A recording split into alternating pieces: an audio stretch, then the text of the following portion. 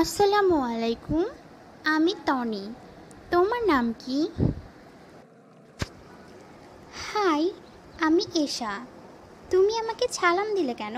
Hi hello না বলে? কারণ আমার মনে হলো তুমি মুসলিম, আর আমরা যারা মুসলিম তাদের সবারই কথা বলার শুরুতে সালাম দিয়ে নিতে হয়। সালাম মানে শান্তি।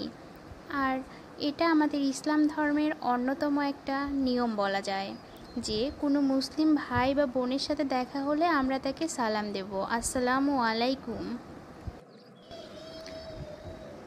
তাই নাকি? আমি তো জানি না। আমাকে একটু ভালোভাবে বুঝিয়ে বলো, সালাম দেওয়ার উপকারিতা কি? আমরা কেন কাউকে সালাম দিব? অবশ্যই বলবো তোমাকে। তাহলে শোনো, আমরা যারা মুসলিম তারা একে অপরকে সালাম দিব, যার বিনিময়ে আমরা